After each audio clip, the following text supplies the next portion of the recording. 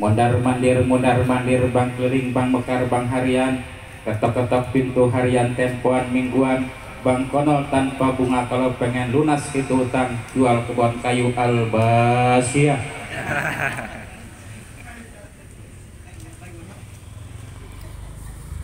Itu setiap hari dibaca 1000 kali. Assalamualaikum warahmatullahi wabarakatuh.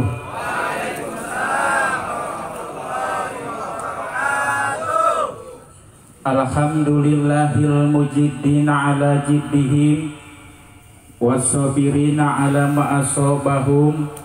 Allahumma fasalli wa sallim ala sayyidina Muhammadin sallallahu alaihi wasallam wa ala alihi wa ashabihi alladhina sabaru ala ma'asobahum wafaqanallahu lintihaji sabilihim amin amma ba'du. Subhanaka la ilma lana illa ma'allamtana innaka antal alimul hakim. Allahumma rizukna fahman nabiyyin. Amin. Minta naik gaji kencang, minta ilmu nggak ada yang amin. Allahumma rizukna fahman nabiyyin wa hifdul mursalin wa ilhamal malaikatil muqarrabin. Allahumma gfir lahu warhamhu wa'afihi wa'fu anhu. Allahumma barik lana fi rajaba wa sya'bana wa balikna ramadana wa hasil maqasidana wa gfir lana dunubana birahmatika ya arhamar rahimin. Walhamdulillahi rabbil. Selesai sudah berdoa 2 kali, tinggal setuju. Sahibul bait setuju. Hadratil mukarramin yang saya hormati dan mudah-mudahan Allah muliakan, para kiai, para asatid, para hujat, tokoh masyarakat setempat yang sama-sama hormati, dan mudah-mudahan para guru kita, para tokoh kita, dan para pimpinan kita senantiasa berada dalam naungan dan maghfirahnya Allah subhanahu wa ta'ala. Juga yang saya hormati guru kita Al-Mukarram Ustadz Abdurrahim, juga Ustadz Mustafa yang telah memimpin hadiah puji dan doa dengan penuh kebarokahan. Kita doakan mudah-mudahan guru kita oleh Allah dipanjangkan umur, disehatkan badannya, ditambah-tambah keberkahan rizkinya, dan mudah-mudahan ditambah-tambah istrinya.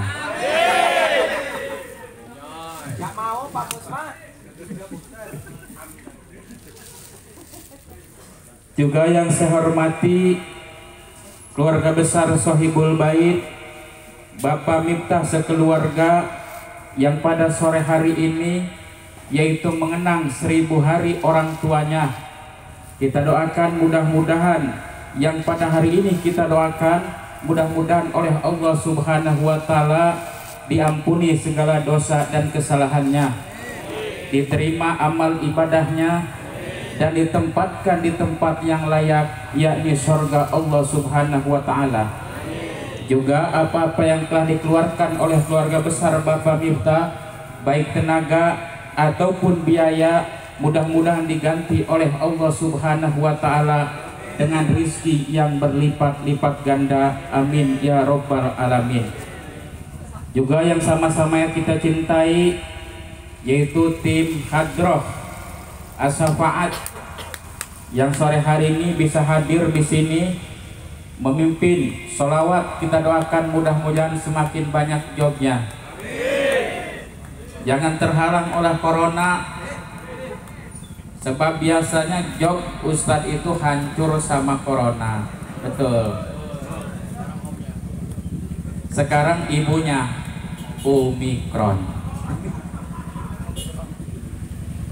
Tadinya engkongnya corona, sekarang Omikron. Biarkan Omikron datang, yang penting kita semua diselamatkan oleh Allah Subhanahu wa taala.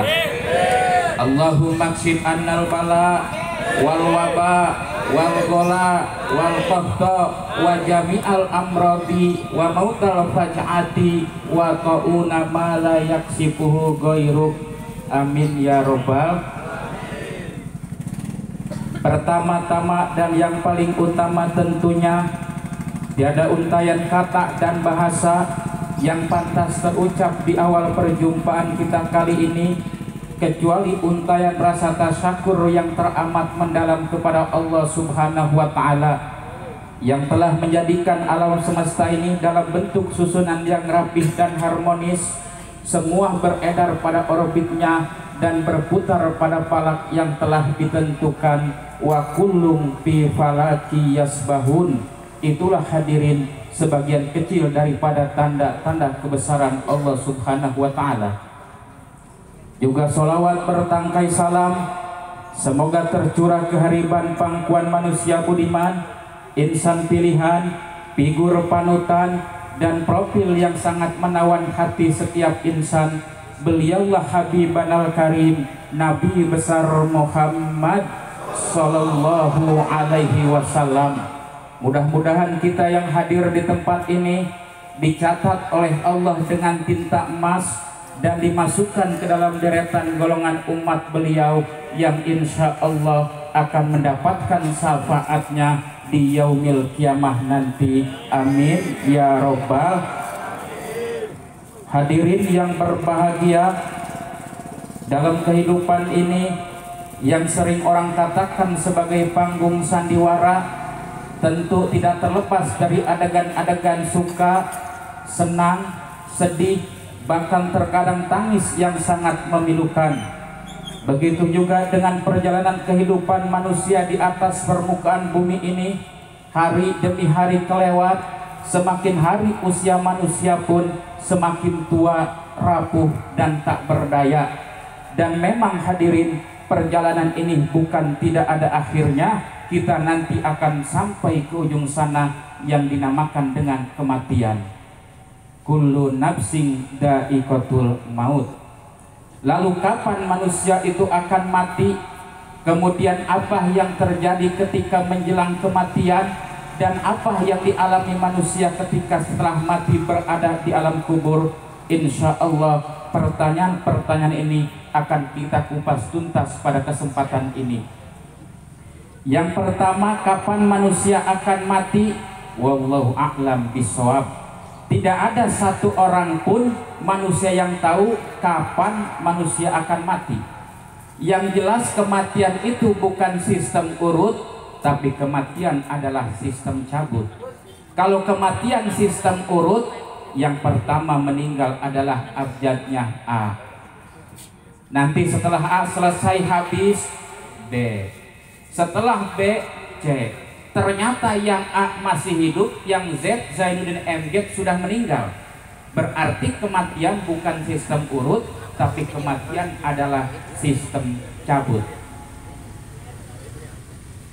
Tapi kalau kita melihat dari perjalanan Nabi dan Rasul, bahwa Nabi Adam alaihissalam berusia 2000 tahun, maka rata-rata umat Nabi Adam usianya 2000 tahun. Kemudian Nabi Nuh berusia 950 tahun, maka umat Nabi Nuh rata-rata usianya 950 tahun. Kemudian Rasul kita Nabi Muhammad usianya 63 tahun, maka rata-rata umat Nabi Muhammad usianya 63 tahun. Maka kalau sore ini sudah ada yang berusia 62 tahun 11 bulan 29 hari, berarti besok hati-hati. Kalau mati sekarang masuk surga, Pak. Mau sekarang?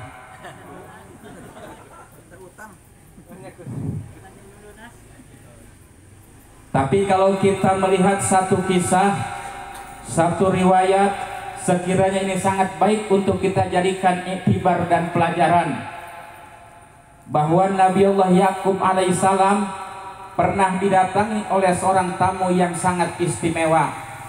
Tamu yang datang berkunjung kepada Nabi Yakub bukan seorang pejabat, bukan presiden, dan bukan selebritis. Yang datang ke Nabi Yakub adalah malaikat Israil alaihissalam. Ini tamu yang sangat istimewa. Malaikat Israil datang ke tempat Nabi Yakub, kemudian mengucapkan salam, mengetok pintu, dan dijawab oleh Nabi Yakub. Kemudian pintu dibuka.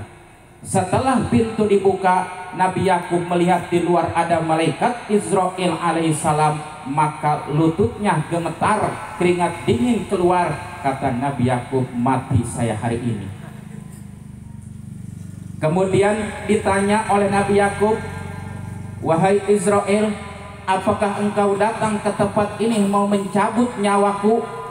Kata malaikat Israil, tidak Yakub, aku datang ke tempat ini untuk bersilaturahmi. Alhamdulillah. Kemudian dipersilakan masuk, ngobrol panjang lebar. Setelah ngobrol panjang lebar, kemudian malaikat Israil pun pamit pulang. Tapi sebelum pamit, kata Nabi Yakub, wahai Israil, sebelum engkau pamit, bolehkah aku menitip satu pesan untukmu? Kata malaikat Israil, silahkan Yakub, apa pesanmu? Kata Nabi Yakub, wahai Israil, nanti ketika engkau akan mencabut nyawaku, bilang-bilang dulu ya. Itu pesan. Kata malaikat Israil, oke. Kemudian salaman, deal. Pulanglah malaikat Israil alaihissalam. Setelah sekian lama bertahun-tahun, kemudian malaikat Israil kembali datang bertamu kepada Nabi Yakub, mengucapkan salam, dijawab oleh Nabi Yakub, dibuka pintu. Setelah melihat ada malaikat Israil, Nabi Yakub senang luar biasa, langsung bertanya, wahai Israil, pasti engkau datang ke tempat ini mau bersilaturahmi ya? Kata malaikat Israil, tidak Yakub, aku datang ke tempat ini mau mencabut nyawamu. Nabi Yakub langsung protes, bukankah dulu kita telah sepakat ketika akan mencabut nyawa saya akan bilang dulu? Kenapa ini tidak bilang dulu, sekarang mau dicabut? Motor belum lunas, angsuran masih banyak. Kata malaikat Israil, Yakub, tidakkah engkau sadar bahwa sebelum jauh aku datang ke tempat ini, aku telah mengutus 3 utusan kepadamu? Kira-kira disampaikan yang utusan Nabi Yakub nih? Tersinggung nggak? Marah nggak? Pulang nggak? Pulang, jangan nginep di sini.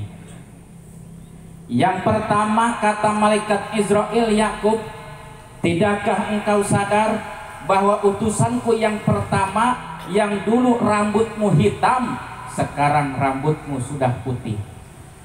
Di mana-mana rambut sudah berubah menjadi putih, tandanya utusan malaikat Israil sudah datang. Kalau utusan malaikat Israil sudah datang, tidak lama lagi diumumkan di masjid, innalillahi wa inna ilaihi. Ada yang rambutnya putih, udah datang utusan malaikat Israil.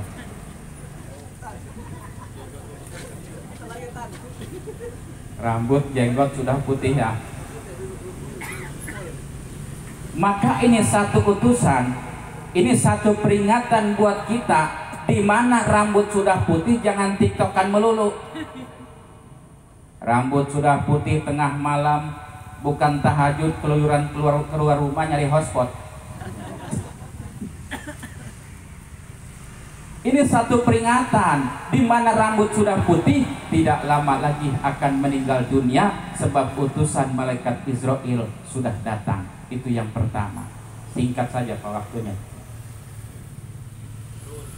Kemudian yang kedua, kata malaikat Israil, utusanku yang dulu badanmu kuat, sekarang badanmu sudah lemah tak berdaya. Dulu ngangkat semen 1 sak, 2 sak diangkat kuat. Tapi sekarang jangankan ngangkat semen, bangun dari duduk sudah megangin pinggang, sakit.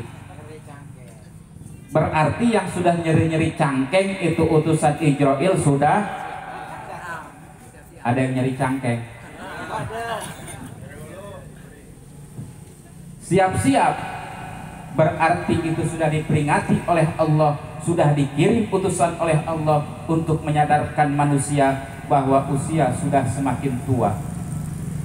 Yang ketiga, utusan malaikat Israel yang dulu gigimu rapih berbaris, orang senyum pun banyak yang pingsan ketika masih gadis. Tapi sekarang gigimu sudah satu persatu diambil oleh Allah, gigi sudah tidak ada alias ompong. Kalau sudah ada yang ompong, itu tandanya utusan malaikat Israel sudah datang. Ada yang ompong di sini?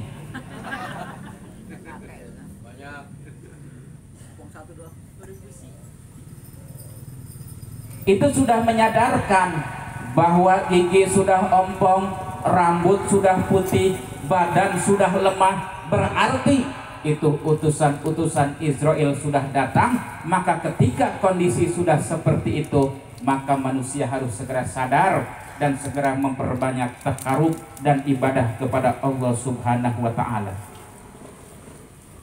Kemudian yang kedua, apa yang akan terjadi ketika manusia mengalami sakaratul maut? Ini satu kejadian yang sangat dahsyat, luar biasa. Bahkan kata Nabi, sakitnya sakaratul maut itu lebih sakit daripada ditebas 1000 kali pakai pedang. Kalau bukan karena rahmat Allah, manusia pasti akan menjerit-jerit, meronta-ronta ketika sakaratul maut. Dan ini yang akan terjadi kepada manusia. Sekali lagi, amal kebaikan yang menentukan manusia. Amal-amal soleh yang kita kerjakan semasa kita masih hidup. Dan ini nanti akan mempermudah ketika manusia mengalami kejadian sakaratul maut. Ada 2 macam manusia yang sakaratul maut. Ada manusia yang soleh dan ada manusia yang bergelumuran dengan kemaksiatan. Manusia yang soleh ketika akan dicabut ruh, ternyata seluruh anggota badan ini mengadakan pembelaan agar ruh tidak dicabut dari badan. Ketika malaikat maut itu datang ingin mencabut nyawa manusia soleh ini dari arah mulut, kemudian mulut pun mengalirkan zikir Subhanallah walhamdulillah wala ilaha illallah wallahu akbar. Subhanallah walhamdulillah wala ilaha illallah wallahu akbar. Kemudian mulut berkata, wahai malakul maut, jangan kau cabut nyawa orang ini dari arah mulut, sebab mulut ini senantiasa mengalirkan zikir, mulut ini memberikan nasihat-nasihat kebaikan, mulut ini senantiasa membaca Al-Quran, maka jangan kau cabut dari arah mulut. Kemudian malaikat maut pun tidak sanggup untuk mencabut nyawa orang soleh ini dari mulut. Pindah ke arah mata. Mata pun berkata, wahai malakul maut, jangan kau mencabut nyawa orang ini dari mata, sebab mata ini senantiasa melihat Al-Quran, mata ini senantiasa memandang wajah-wajah ulama, mata ini selalu memandang wajah orang tua, maka jangan kau cabut dari mata, silahkan cari jalan yang lain. Kemudian malaikat maut ini pun mencabut nyawa dari arah tangan. Kemudian tangan pun berkata, wahai malakul maut, jangan kau cabut nyawa orang ini dari tangan, sebab tangan ini senantiasa bersalaman dengan orang-orang soleh.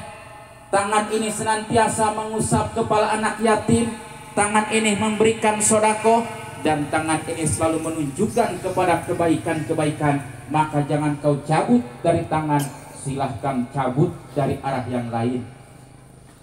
Kemudian malakul maut akan mencabut nyawa orang ini dari kaki. Kaki pun berkata, wahai malakul maut, jangan kau cabut nyawa orang ini dari kaki, sebab kaki ini senantiasa dilangkahkan bersilaturahim, kaki ini selalu dilangkahkan ke masjid untuk berjamaah, kaki ini dilaksanakan langkahkan ke tempat-tempat tahlil, maka jangan cabut dari kaki, silahkan cabut dari arah yang lain. Kemudian malakul maut tidak sanggup mencabut dari mata, tidak sanggup mencabut dari tangan, kaki, semua anggota tubuh orang soleh ini menutup, sehingga malakul maut tidak bisa mencabut nyawanya. Akhirnya malakul maut kembali menghadap Allah, ya Rob, hambamu yang satu ini tidak bisa untuk dikeluarkan ruhnya. Kata Allah subhanahu wa ta'ala dalam kisah ini, tulis asmaku di telapak tanganmu, kemudian perlihatkan kepada wajah hambaku yang soleh.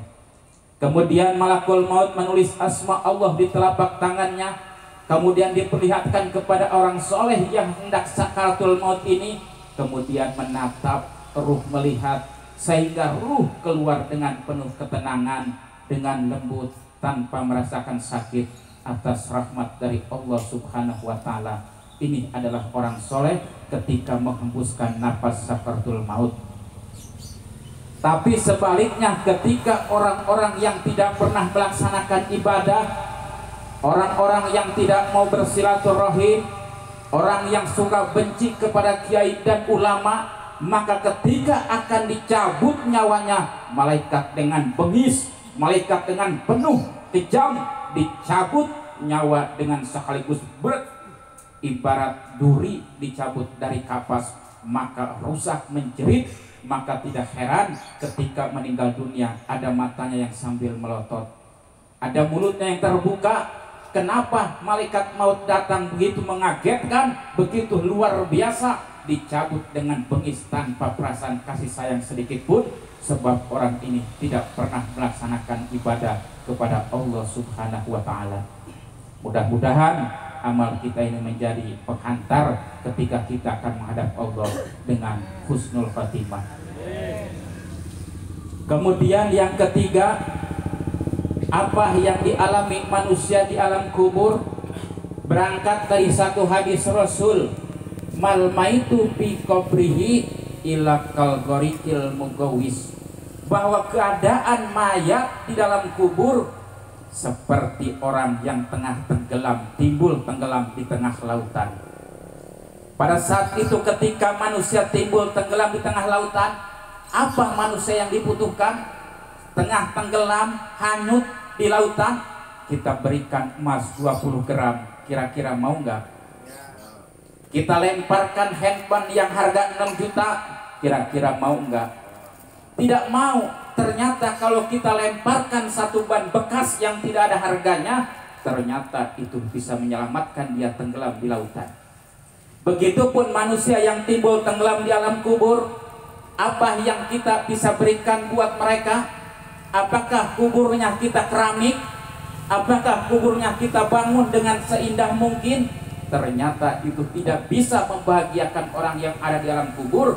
Yang bisa membahagiakan seperti saat ini yang tengah dilakukan oleh keluarga Bapak Miftah. Ini doa langsung ditransfer ke dalam kubur orang tuanya.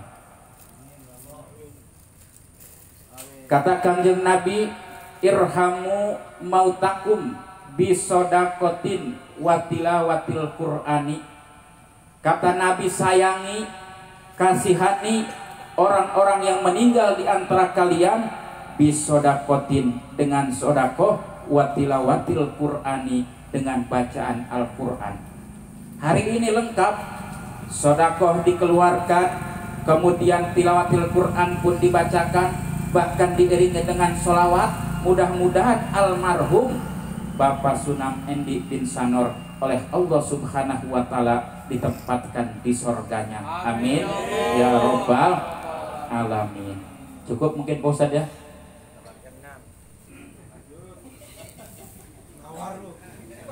Ini kalau jam segini termasuknya sudah lembur. Tergantung Sohibul Bait ini. Terus Pak Miftah. 10 menit lagi. Ternyata sodakoh ini yang bisa dirasakan manfaatnya buat manusia yang sudah ada di alam kubur. Kita melihat beberapa keterangan bahwa ketika manusia dimasukkan ke liang lahat, kemudian ditutup dengan papan, diuruk dengan tanah, kemudian ia menghantarkan jenazah kembali pulang, ternyata di situ si mayat ini melihat ke samping ada tanah, ke atas ada tanah, ke bawah ada tanah.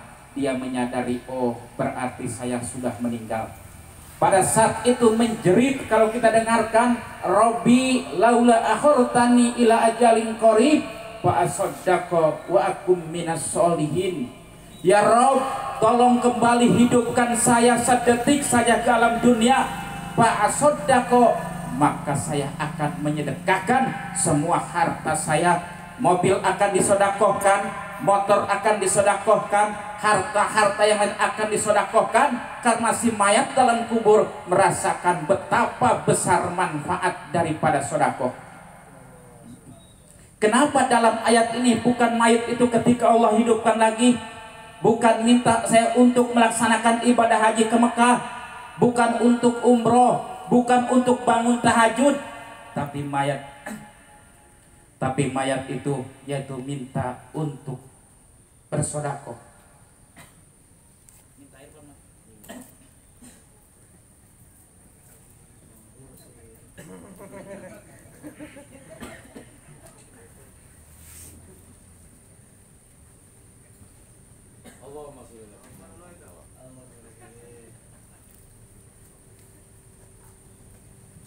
Ini bukan gara-gara lembur ya, Karena takut sama si mayat. termasuk hadro juga lembur ya. Kita sama-sama lembur. Kenapa ini menjerit ingin sodakoh? Karena betapa besar manfaat daripada sodakoh. Maka kita yang masih hidup, sebelum dihadapkan kepada Allah, sebelum kita masuk liang lahat, maka kita sama-sama bersodakoh pada hari ini. Kemudian watilawatil Quran, maka mayat itu kata Kanjeng Nabi, sayangi mayat itu dengan membacakan Al-Quran. Sebab lantunan ayat-ayat suci Al-Quran ini akan menjadikan syafaat bagi mayat yang ada di alam kubur. Bahkan dalam kitab Daqaiqul Akhbar diceritakan bahwa roh orang-orang yang soleh, roh orang-orang mukmin, bahwa senantiasa minta izin kepada Allah Subhanahu wa Ta'ala untuk kembali ke rumahnya setiap kali malam Jumat. Hadir roh dari kuburan minta izin kepada Allah untuk hadir ke rumahnya. Kemudian ketika datang malam Jumat, fayaqifuna ala abwabi buyutihim, maka roh tersebut berdiri di hadapan pintu rumahnya. Kemudian masuk dan berkeliling. Apakah pada malam ini ada anak-anak saya, ada cucu saya, ada saudara saya yang membacakan Al-Quran, ada yang membacakan Yasin buat saya? Berkeliling, ternyata cucunya lagi nonton sinetron, anaknya lagi nonton Ikatan Cinta. Saya tidak pernah nonton, Pak, cuma nemenin istri doang.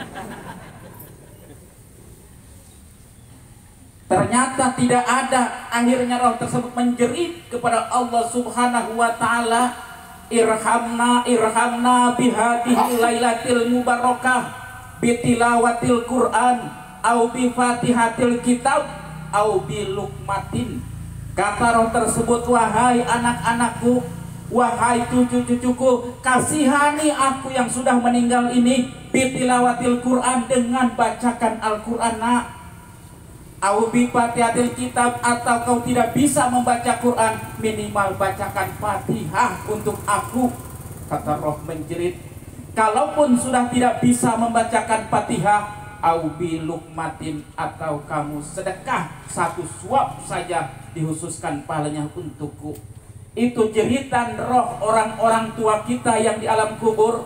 ketika melihat anaknya, malah alangkah sedihnya orang tua ketika datang ke rumah. Roh tersebut melihat anaknya tidak akur dengan saudaranya, anaknya tidak pernah rukun dengan saudaranya, anak tidak pernah melaksanakan sholat, anak tidak pernah bersedekah, maka orang tua tersebut kembali ke alam kubur dengan penuh kesedihan dan berurai air mata. Na'udzubillah summa na'udzubillah min dzalik. Maka Bapak Miftah ini sangat sayang kepada orang tuanya. Ini salah satu bentuk pengabdian seorang anak kepada orang tua yang sudah meninggal, berbentuk seperti ini, selalu memberikan doa dan sedekah buat orang tuanya. Bahkan termasuk perbuatan zalim apabila kita memanjatkan doa kepada Allah sementara orang tua kita tinggalkan, tidak pernah kita bawa dengan doa-doa kita. Kita saking khusyuknya kepada Allah minta mobil, kita saking khusyuknya kepada Allah minta supaya punya rumah mewah, kita saking khusyuknya minta kepada Allah supaya punya usaha yang maju, sementara orang tua kita yang telah melahirkan, mendidik dan membesarkan kita yang sudah tiada meninggal dunia, kita lupakan dalam doa kita. Na'udzubillah summa na'udzubillah min dzalik. Maka kita doakan, kita bacakan Fatihah buat orang-orang tua kita semua, wabil khusus buat Bapak almarhum Sunam Edi bin Sanor, bibarokati umil Quran. Al-Fatihah. A'udzubillahi minasyaitonirrajim. Bismillahirrahmanirrahim. Alhamdulillahirabbil alamin arrahmanirrahim maliki yaumiddin. Iyyaka na'budu wa iyyaka nasta'in. Ihdinas siratal mustaqim. Siratal ladzina an'amta 'alaihim ghairil maghdubi 'alaihim waladdallin. Mudah-mudahan Fatihah kita disampaikan kepada orang-orang tua kita, wabil khusus kepada orang tua Bapak Miftah. Mudah-mudahan semuanya ditempatkan dalam tempat yang sangat indah, yaitu surga Firdaus. Amin ya robbal alamin. Bukan tidak ingin berbicara panjang lebar karena waktu yang sudah tidak bisa memungkinkan. Kita sebentar lagi akan mengadakan persiapan buat sholat maghrib. Sebelum saya akhiri, saya mohon maaf kepada para ustadz, kepada para kiai, para kesepuhan. Apabila ada kata-kata yang benar, itu datangnya dari Allah Subhanahu wa Ta'ala. Apabila ada kesalahan dan kehilapan, datangnya dari kebodohan saya. Billahi taufiq wal hidayah. Wassalamualaikum warahmatullahi wabarakatuh.